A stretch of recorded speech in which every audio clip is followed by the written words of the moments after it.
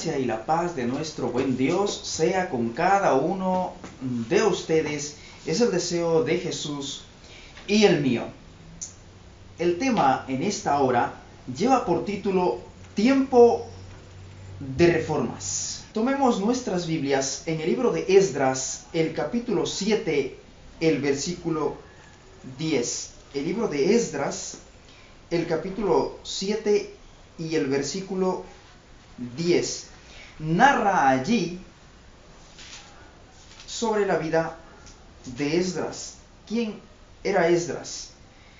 Dice allí: porque Esdras había preparado su corazón para inquirir en la ley de Jehová, para hacer su voluntad y para enseñar a Israel mandamientos y juicios. Note cómo dice el libro de Esdras que él había preparado su corazón para inquirir en la ley de Jehová y para hacer y para enseñar. 4 cosas fundamentales. La primera de ellas, preparar el corazón con el objetivo de investigar, indagar, averiguar la ley de Jehová, la palabra de Dios, para finalmente cumplir y luego enseñar a Israel mandamientos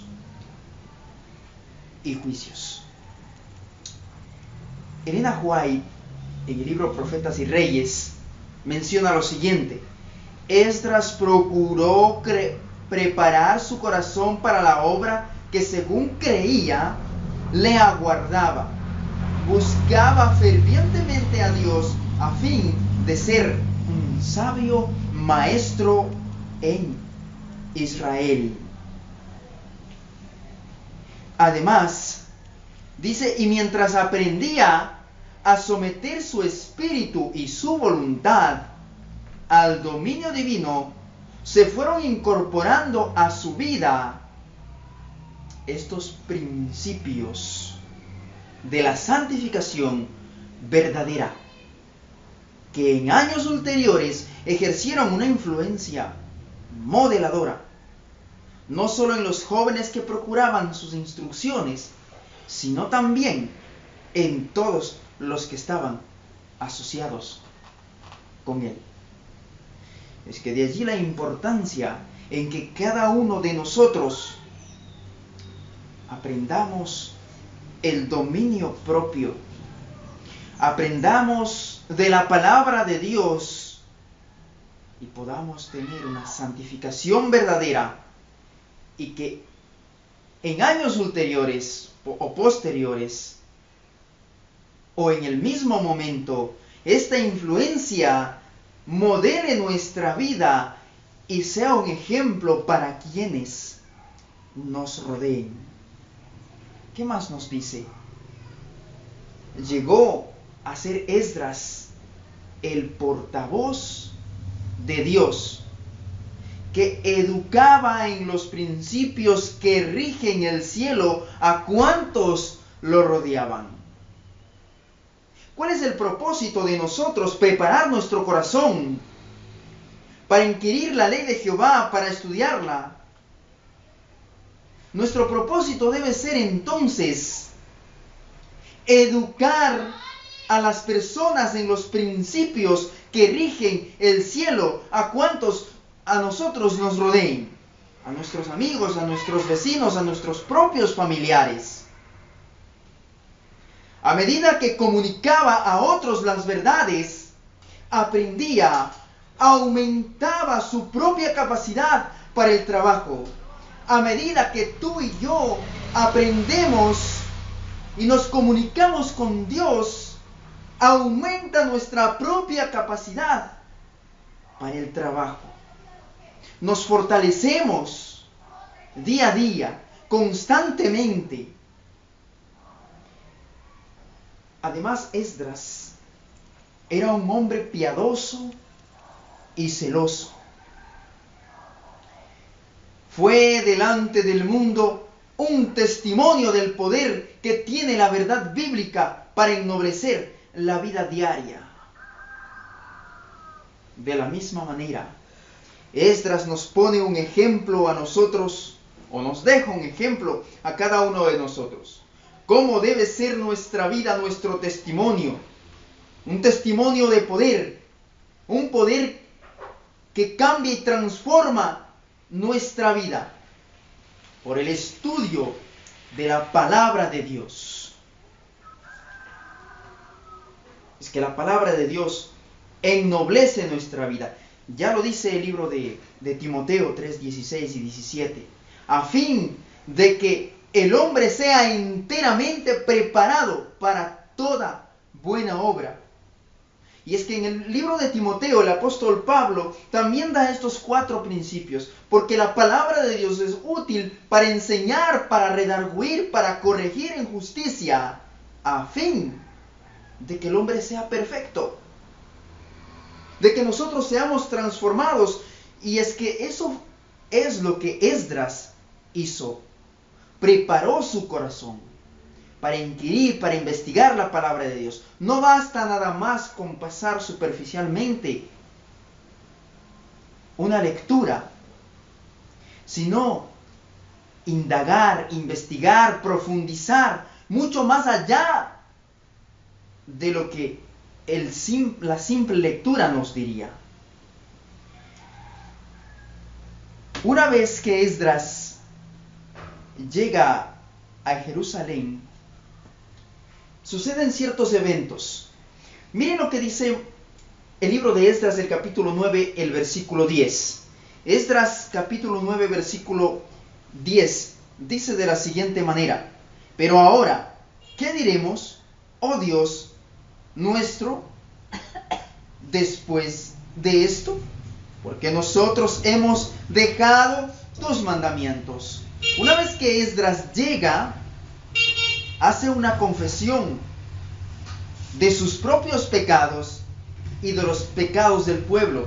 Y entre ese proceso, entre esa oración, él menciona lo siguiente: hemos dejado tus mandamientos. No dice el pueblo ha dejado, dice hemos, se incluye él. Hemos dejado tus mandamientos. ¿Qué declaración la que hace Esdras? Incluyéndose él como pecador, como un pecador más de su pueblo. Los líderes y el pueblo habían violado la expresa orden de Dios al casarse con mujeres extranjeras. Además, mientras Esdras hacía esta declaración, el pueblo empezó a reunirse y a llorar. Esdras 10.1 menciona lo siguiente: y orando Esdras y confesando, llorando y postrándose delante de la casa de Dios, se juntó a él una muy grande multitud de Israel, hombres, mujeres y niños, y lloraba el pueblo con gran llanto. ¿Cuán convincentes no serían las palabras de Esdras para que el pueblo entero, mujeres y niños, jóvenes y adultos y ancianos, se reunieran frente a él y lloraban con gran llanto? Y mire más adelante el verso 10 del mismo capítulo 10, dice: y se levantó Esdras el sacerdote y les dijo: vosotros habéis prevaricado por cuanto tomasteis esposas extranjeras, añadiendo así sobre el pecado de Israel. La ley judía prohibía que los varones y las mujeres se casasen con mujeres u hombres extranjeros de otras naciones, naciones paganas. Era una ley que regía, porque Dios lo había prohibido. Y una de las razones era para que el pueblo de Israel no entrara el paganismo, la idolatría. Pero resulta que los mismos líderes, los dirigentes de la nación, habían incurrido en violar esta ley, este mandamiento. Y Esdras hace un llamado fortísimo para que dejen, abandonen, expulsen a estas mujeres extranjeras que estaban profanando el templo de Dios, el pueblo de Israel.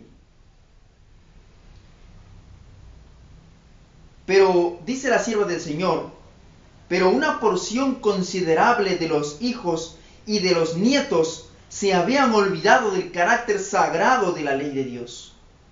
Aún algunos de los hombres a quienes se habían confiado responsabilidades vivían en pecado abierto.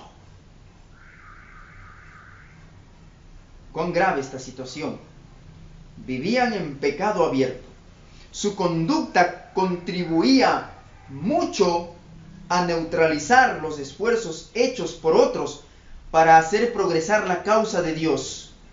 Porque mientras se permitía que quedasen sin reprensión las violaciones flagrantes de la ley, la bendición del cielo no podía descansar sobre el pueblo.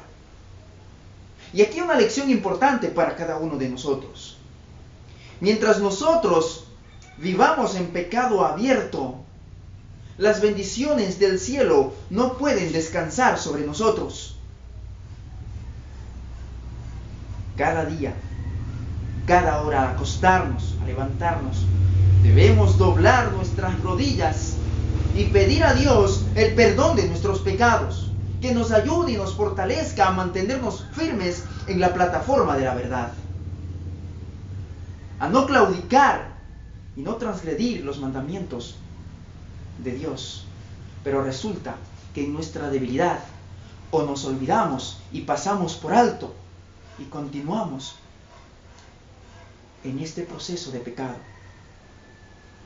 Pero lo más grave no está solamente allí. Lo más grave está en que muchos luchamos para que la vida nuestra sea reformada, quizás nuestro testimonio, pero resulta que los propios líderes están desobedeciendo la ley de Dios y nadie les ha amonestado. Y dice la sierva del Señor, porque mientras se permitía que quedasen sin reprensión las violaciones flagrantes de la ley, la bendición del cielo no podía descansar sobre el pueblo. La bendición de Dios no puede descansar sobre el pueblo mientras se quede sin reprensión las violaciones flagrantes de la ley de Dios.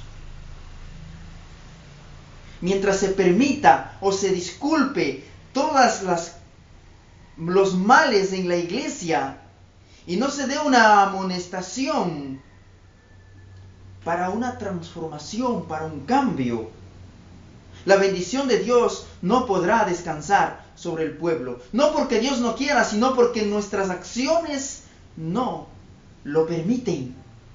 Porque Dios aborrece el pecado y aquel que comete pecado. Los motivos de Esdras eran elevados y santos, sigue diciendo la sierva del Señor. En todo lo que hacía, era impulsado por un profundo amor hacia las almas. Esa es la diferencia. Todo lo que nosotros hagamos debe ser impulsado por un profundo amor hacia las almas a las cuales queremos salvar. ¿Son nuestros motivos elevados y santos? ¿Es todo lo que tú y yo hacemos es impulsado por un profundo amor hacia las almas? ¿O simplemente estamos estudiando la palabra de Dios por simple conocimiento? ¿Estamos siendo motivados por el Espíritu Santo? ¿O cuál es el Espíritu que nos está motivando a nosotros? sea una meditación personal para nosotros. Los siervos de Dios, dice, deben ser tan firmes como una roca en lo que se refiere a principios correctos. No podemos andar por el mundo diciendo una cosa y haciendo otra, o haciendo una cosa y diciendo otra. Nuestros principios deben ser tan firmes como una roca. En lo que se refiere a los principios correctos, firmes como una roca. Y con todo esto, han de manifestar simpatía y tolerancia. Como Esdras, deben enseñar a los transgresores el camino de la vida, al inculcarles los principios en que se funda toda buena acción. Como Esdras debemos preparar nuestro corazón, preparar nuestra parte intelectual para poder enseñar al pueblo leyes y estatutos, con el único objetivo de que ellos también sean transformados por la gracia de Dios, por la palabra de Dios.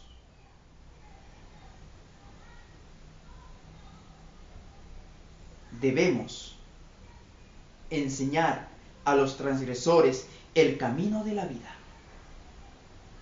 con simpatía y tolerancia. Inculcarles los principios en que se funda toda buena acción. Una vez más, Esdras se levanta y hace la siguiente declaración. Y se levantó Esdras el sacerdote y les dijo: vosotros habéis pecado, por cuanto tomasteis esposas extranjeras, añadiendo así sobre el pecado de Israel. Y cuando Esdras llegó a Israel, a Jerusalén, su ida fue muy oportuna. Era muy necesaria la influencia de su presencia. Su llegada infundió valor, esperanza al corazón de muchos que habían trabajado durante largo tiempo en medio de las dificultades. Buen número de los que habían regresado a Jerusalén en años anteriores habían permanecido fieles a Dios mientras vivieron, pero una porción considerable de estos hijos y nietos se habían olvidado, como habíamos visto anteriormente. Pero ¿cuáles fueron los resultados que estaban en juego? Dice la sierva del Señor: los tremendos y eternos resultados que están en juego exigen de nosotros algo más que una religión imaginaria. No es solo decir yo soy adventista, o yo soy cristiano, yo soy evangélico, yo soy estudiante de la Biblia. No solo basta con eso. No solo basta de palabras y formas que mantengan la verdad en el atrio exterior, sino también de acciones. Hoy, queridos amigos, hoy por hoy, Dios nos pide un reavivamiento y una reforma. Las palabras de la Biblia y de la Biblia sola deben oírse desde el púlpito. Pero ¿qué resulta? Que poco a poco, imperceptiblemente, ya no se escucha la palabra de Dios en nuestros púlpitos.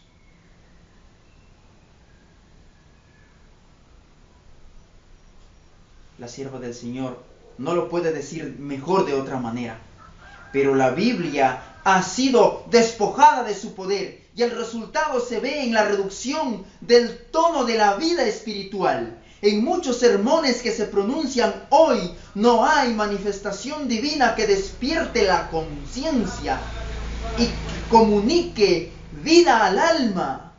Ya muchos de nuestros sermones han dejado de tener el poder de la palabra de Dios directa en nuestras vidas. Han llegado a darse sermones suaves que llaman la atención a las emociones y no a la fría razón, y no a la conciencia. Muchas veces llegamos a la iglesia a refrigerarnos, pero regresamos con hambre. ¿Por qué? Porque tú y yo mismo hemos descuidado el estudio personal, la relación personal con Dios. Es hora de que en tu vida y en mi vida especialmente haya un reavivamiento y una reforma, una transformación de nuestros actos, de nuestras palabras, y que en nuestros púlpitos se escuche la voz de la palabra de Dios, se escuche la voz de un así dice Jehová. Y no importa lo que diga el hombre, no importa lo que diga el hombre, importa lo que Dios dice.